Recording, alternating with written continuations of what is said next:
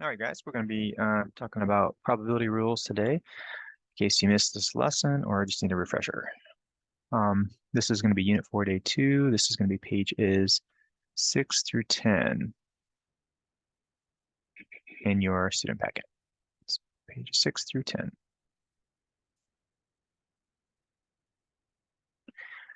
All right, so imagine we're playing this game where we have a cup of Starburst, or bag of Starburst. And in that bag, we have 6 Starburst.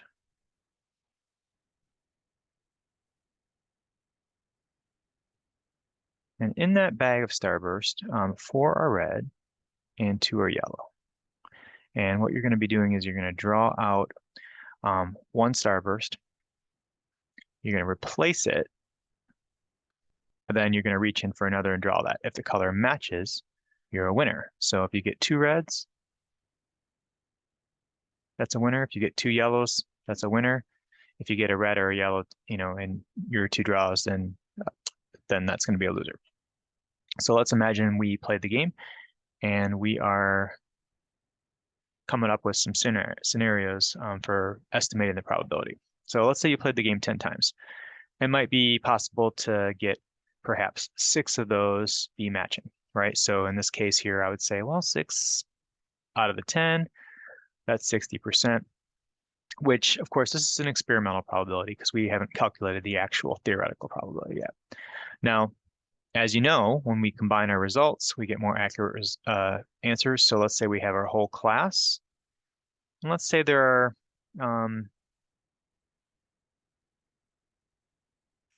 I don't know, 90 trials or so. And out of those 90 trials, we got 48 of them to be winners. So in that scenario, we'd have about 53%. And in my 8A class, if you're watching this, we calculate about 59%.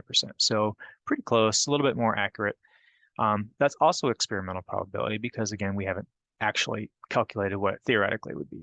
And of course, the answer to improving this is always going to be play the game more. Okay, so do a simulation. So imagine that we're going through, and what our goal here is to do is to create what we call a sample space. Okay. And in that sample space, it's going to be all the different combinations of options you can have when you're drawing 2 with replacing those starbursts. So you can see down here, we're going to have 4 reds. We're going to have 2 yellows. And since we're putting that starburst back in, we're going to have the same probability for your reds and for your yellows as you did in the first draw. So if you list all these options out, you got red, red, red, red, red, red. Of course, those are all winners. And you can see all of these that are circled in red are winners. And if you look at all these here, you got a couple options that are yellow, yellow. And some of them yellow, red or red, yellow, those are losers. And we want to kind of complete the following. So seeing that sample space, see if you can calculate these probabilities real quick. Pause the video if you want to try it on your own.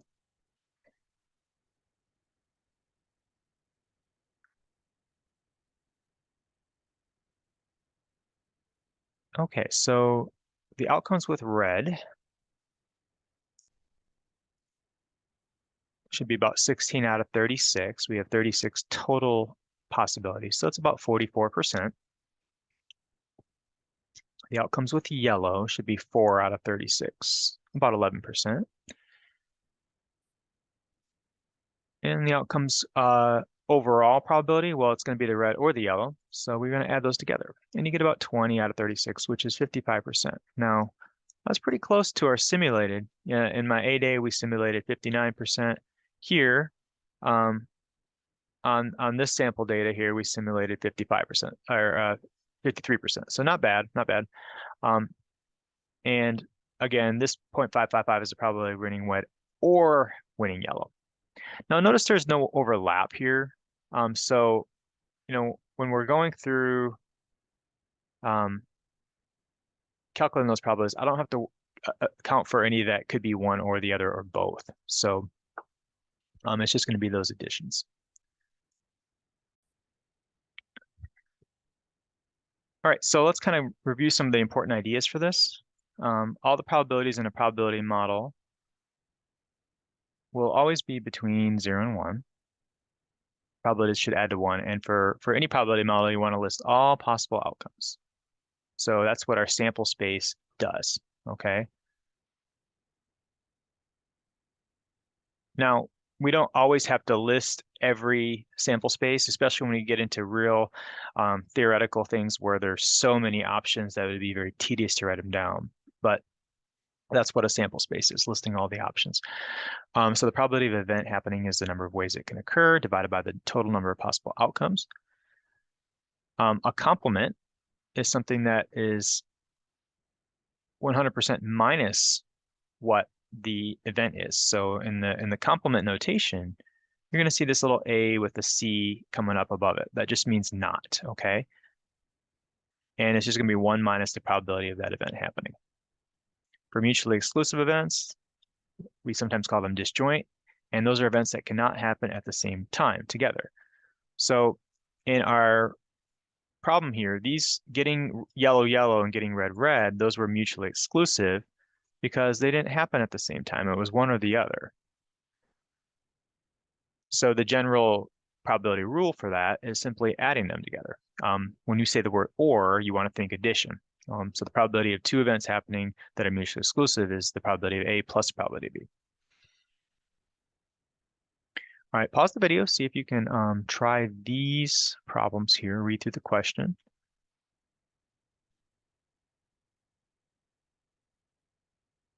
All right, hopefully you've had a chance to try these. The Pew Research Center reported that among mothers, family size is shrinking. Suppose we are randomly selecting one mother, age 40 to 44, and record the number of children she has. Here is a probability model. So we first want to look at, is this a valid probability model? And if you look at the numbers here, we got 0.22 plus that, plus that, plus that. Do the math, and they add to 1. Also, each probability is between 0 and 1, and it lists all the options, 1 kid, 2 kids, 3 kids, or 4 or more. Notice it says we interviewed mothers, so there's going to be a kid, right? So it's not 0 is not an option here. So we're going to go ahead and say that's probability model because each number is between 0 and 1, the probability is add to 1.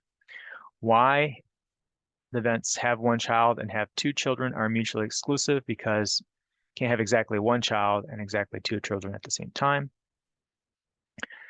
And find the following probabilities. Find the probability that a randomly selected mother has less than 2 children. So that's going to be, well, it's going to be that one there, 0.22. P parentheses 1 child, 0.22. Find the probability that a randomly selected mother has 1 or 2 children, or that's going to be adding them together. So that's going to be those two together, which should give you about 0.63. And then E, find the probability that a randomly selected mother does not have 4 or more children. So there's a couple ways to approach that. Does not have 4 or more children could be the first 3. I didn't want to do that one. So that one right there. And then you could also say 1 minus the 0.13, since this I'll add the 1 anyway. So if you do the math there, 1 minus 0.13 is going to be the same number as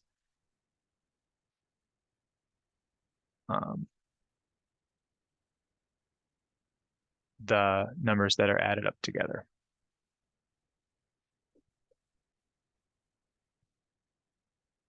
Which of course is 0.87. Okay, so in the example of mutually exclusive events, there was no overlap. With non-mutually exclusive events, there is going to be overlap.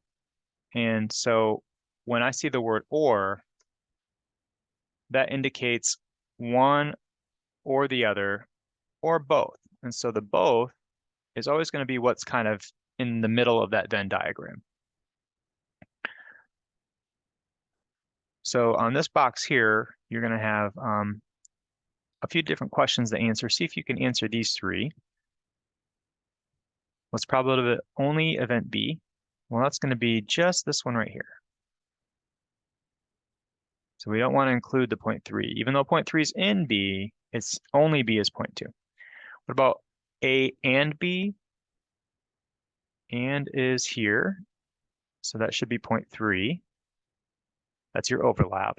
And then the probability of events A or B is each of those plus that. So 4, 3, and 2, that's going to give you 9. So it should be 0.9. You can also take this 0.1 away from 1 because that's everything else. So if you do 1 minus 0.1, that's going to give you 0.9 as well.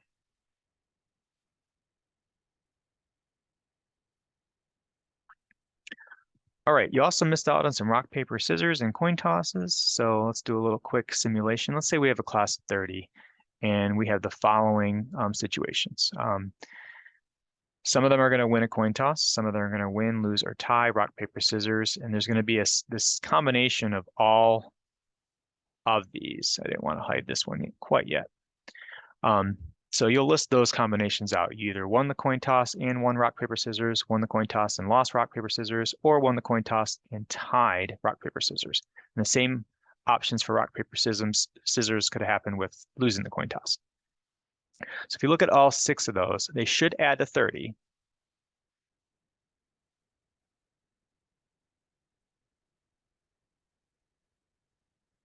And then what we want to do anytime we have a 2A table, whether you're given the total columns or not, is add those together so we can get those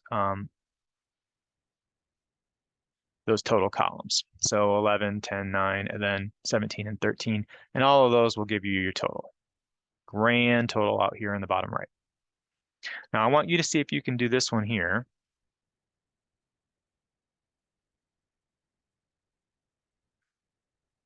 So go ahead and pause it, try those questions out, unpause it, and you can check my answers. All right, probability of a coin toss win. Well, coin toss win is going to be 17 out of 30. Coin toss lose, that's going to be 13 out of 30. Rock, paper, scissors win. There's 11 here, so 11 out of 30. Rock, paper, scissors lose, 10 out of 30. And tie, 9 out of 30. Now, as far as the ands are going to be the ones that are in the table cells themselves. So the and, win, and win, that's going to be 6 out of 30. And you can see basically these are all the 6 different numbers inside the table. Lose and win. Let's see, coin toss lose, rock, paper, scissors win. It's going to be 5 out of 30 in this case. And go through and see if you can check these. This would be 8 out of 30, 2, 3 out of 30, 6 out of 30. Just make sure you have those. It's the other direction that the table's in. So 6, 8, and 3 go along here, and 5, 2, and 6 go along here, just because they said coin toss first, and then rock, paper, scissors. So it kind of reversed the columns and rows. Feel pretty good about that? Now try this one. Suppose we randomly chose a student from class. What are the following probabilities? Rock, paper, scissors win. Well, there is total 11 that won rock, paper, scissors. So 11 out of 30 should be your answer. We already got that from up above. And then rock, paper, scissors tie would be 9 out of 30. And rock, paper, scissors win or tie. Well, you can't win and tie at the same time. So it's going to be 11 plus 9 out of 30. There's no overlap there. We're going to just add those together and you get 20. Now, this is addition rule. So they're mutually exclusive events. So we don't have to worry about taking away any overlap. Now for number 4, suppose we randomly chose a student from class, find the following probabilities. Coin toss win, well, we got that already. Coin toss win would be 11 out of 30. Excuse me, 17 out of 30. I'm looking at the wrong row. So that's going to be this one here. And then rock, paper, scissors win, we got that from up above. That's 11 out of 30. And if you follow the same rule, you would say, well, maybe 17 out of 30 plus 11 out of 30 would be my answer for or. The problem is that's actually wrong, okay? So when you think about why that's wrong, if I do 11, let me erase all this for a moment. If I do 11 out of 30 and 17 out of 30, then I'm counting this and that. And the problem is I'm counting that 6 2 times.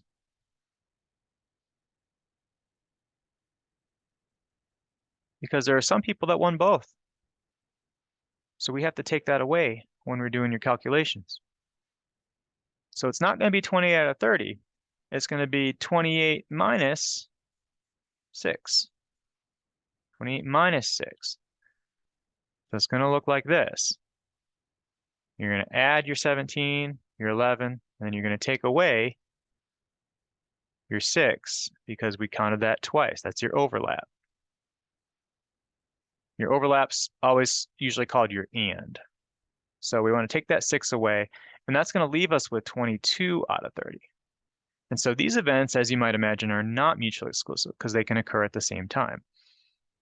So the general formula for that is when you do an OR for non-mutually exclusive events, you want to do the individual probabilities minus the both.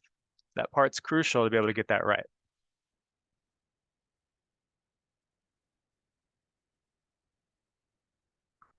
And just wrapping it up, just kind of going over some of the important ideas.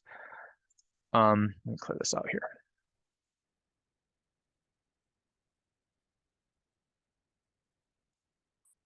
So generally looking at this this Venn diagram versus the two-way table, you can imagine that the A and B together, that's going to be your 1 there. That's going to go the overlap. The A not B is your 2. Let me write this out here. This would be A and not B. And then of course the A and not C, or so B and not C is going to be that one. That's going to be your 3.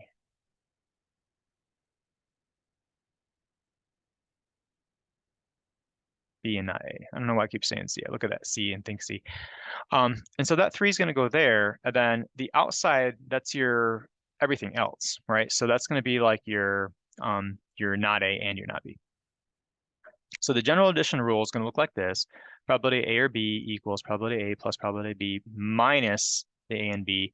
The formula is going to look a little more formal here, but it's the same thing. So the U is OR. And that also means union. So if you're looking for the term for that symbol, it's called union. And then this upside down, what looks like a U, is your and we call that the intersection. And so that's how it looks like on your formula sheet. Mutually exclusive, they can't occur together. So probability of A and B is 0. So again, if they're mutually exclusive, there is no overlap. So you don't have to worry about subtracting 0. You just add them together, and you got your answer. But most of the problems are not going to be mutually exclusive. Most of the time, there's going to be overlap. So this is going to be more common. And finally, check your understanding. Try these problems and pause the video real quick. See if you can figure them out. And then you'll have a good understanding of going forward to do the sapling.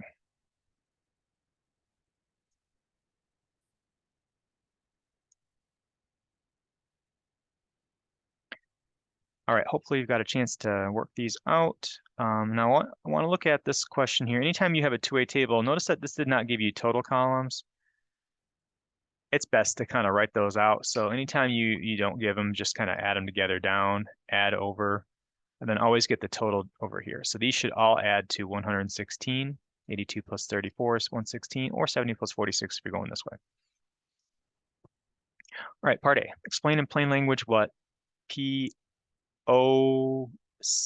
means and find the probability. That means not O. Not O. So the probability of not O. Well, O is over. So if you look at the over, there would be 70 out of 116.